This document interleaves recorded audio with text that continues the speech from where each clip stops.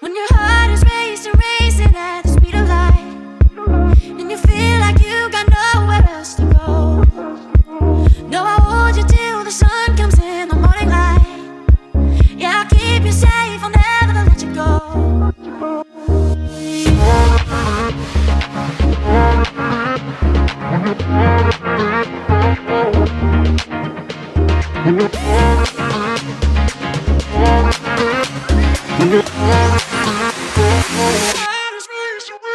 When your heart is racing.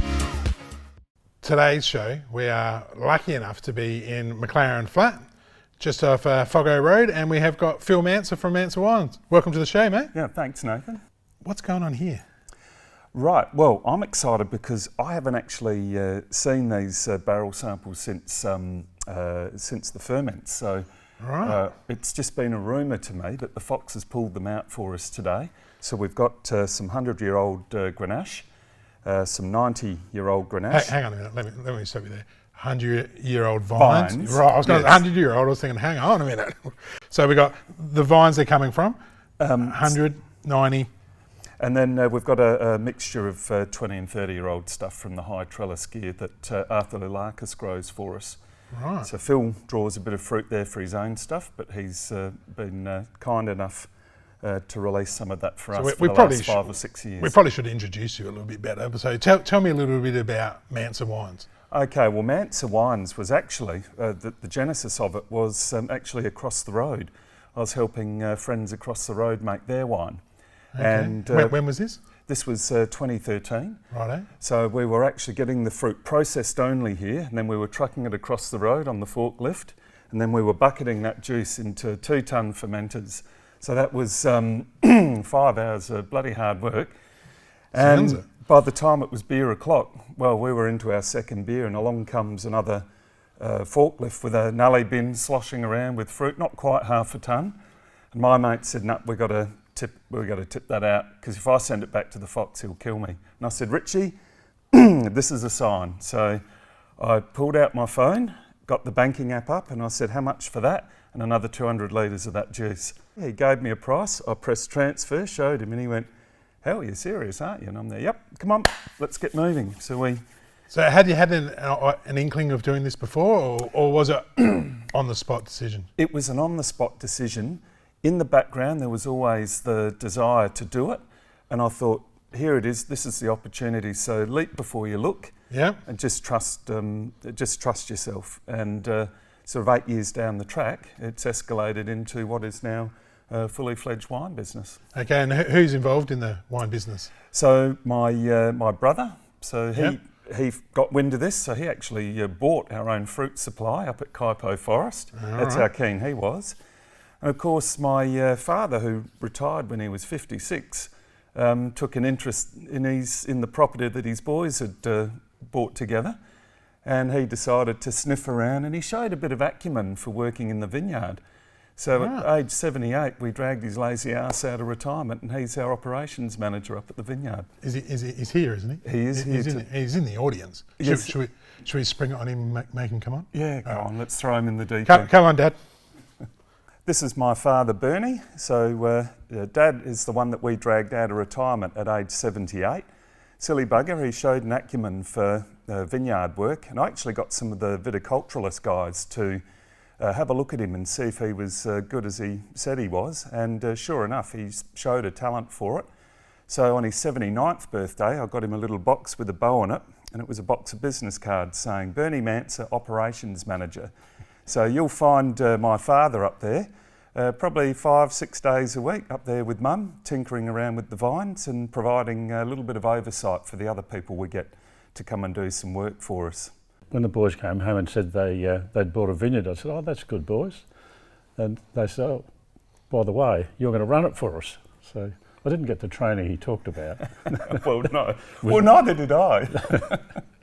Yeah, so we're a little bit sentimental because we make 2 wines from the vineyard, but the one that we make that we put Dad's name on is the Manser Dad's Block Shiraz. So this is the Shiraz we make off the 12-acre block. So this is a block that Hardy's used to source for Starved Dog Lane.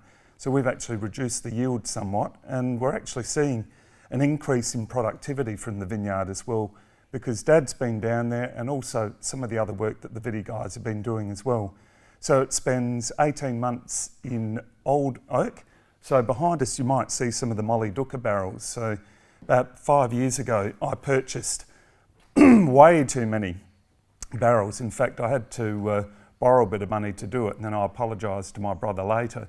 But they're really good barrels, and look, we use them mainly for storage. So all we're looking for is the fruit that comes out of this. And we've got 4 different clones of Shiraz planted randomly through the vineyard, which is what they've been doing in Hermitage, Côte Rôtie for centuries. So that's done for consistency. So ever the sentimental bugger, I decided to call this Dad's Block. And so when you're drinking a bottle of this is the Dad we're talking about. He's 83 years old, and the smug prick beats his age off the stick as well on a golf course. Imagine that. So this is the acorn looking at the tree, and I'm feeling pretty good about being a tree one day. So I guess we should get on to the Grenache part of the show. Yes, please. Even though I love the stories, and you guys have got such an amazing story. 83, he's looking pretty sharp for 83, isn't he? Explain to me what the Manser Grenache story is. Look, the Grenache story basically for Manser is my father actually cleared out a cellar in Renmark. He knew the publican quite well. Now this is in the early 60s, I think. The publican was complaining about all this dead stock he had, and Dad went down, had a look, and it was full of old Darrenbergs, Wirra Wirras, and all of these lovely Grenache-driven wines.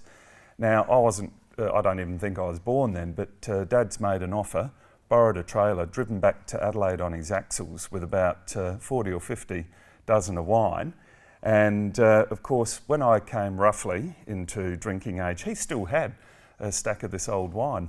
But the one wine that resounded with me the most was the one that always had Grenache in it. Where are we sourcing the fruit from? Are they your own vines, or are you picking the best possible fruit from all different places? God, I wish we had our own Grenache vines, but that is something we're looking at to try and acquire. But most of the Grenache that we've been sourcing has been from Arthur Lulakis, and that's on it's in Blewett Springs on Whitings Road.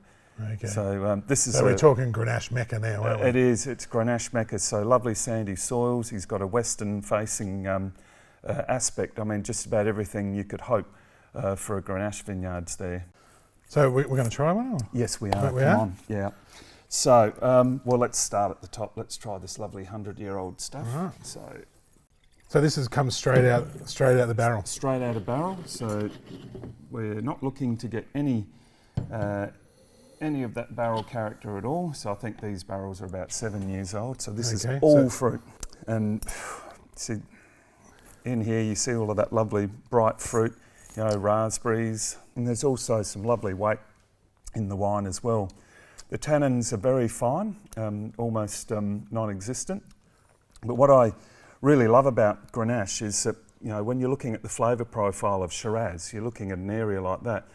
Grenache, you can make rosé at one end of the spectrum, and you can also make something really earthy and serious at the other end of the spectrum as well. Like the French are making Where do you reckon this would sit?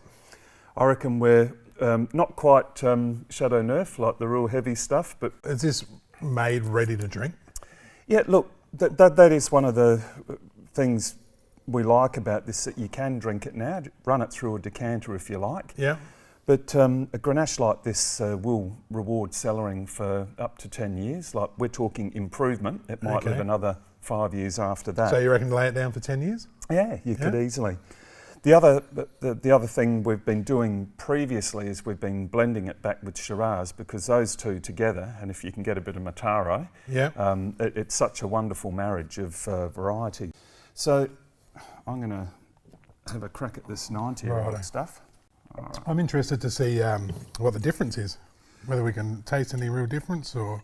Well, I think if we're going to taste any difference, it might only be to do with aspect. But is it lower, is it higher? Colour looks very similar. Yep. And the schnoz isn't far off either. There's a little difference. Mm. So there's a little bit of a dark cherry character in this that's quite appealing. So this is sort of heading further and further to that dark Grenache end of the scale. Yeah. We'll call that the big end. The big end of of town. the big end of Grenache. So I can't decide if I like that more than the other. It's very different though. Yeah. The palate weight actually I think is even bigger in this one. We've gone from the 100 to the 90. Yep. Now we're going to drop down to the, what was it, 20 to 30? Mm. And this is the Blue at So Springs this is Arthur's Vineyard. This is Shiraz. This is Shiraz. Yep. So this is his high trellis Shiraz. I'm going to pour you a little bit because I want to do a blending Oh, exercise we're going with you. to have a bit of masterclass, Yeah. a blending masterclass. So I'm going to have to taste the Shiraz on its own first. So try it on its own. Yep. So McLaren Vale Shiraz, normally chocolatey and all of that, but there's something, I think Phil might have put some stems in this when he was making it. Because that's, dark and licoricey. Yeah. And It's quite savoury too. yep, So this was Shiraz, high trellis Shiraz from Blue at Springs. yep. So from Arthur's Vineyard. So I'll tell you what, here we go. We'll be really scientific about it. 1, 2. 1, 2. Oh, All the winemakers out there. My, What is he doing? My guy doesn't know what he's I doing. know. People like Chester are looking at this going, who is this? No, don't worry, they don't Who want- is this bloody I idiot? don't watch the show anyway. You're right. 1, 2. Here we go. 50-50 roughly. So Hang on, I'll just finish in the blending process for you. yeah. There you go. There you go. 3, 4. Right. So you saw that Shiraz all savoury, but we Yeah. put a little bit of that lovely Grenache in there, and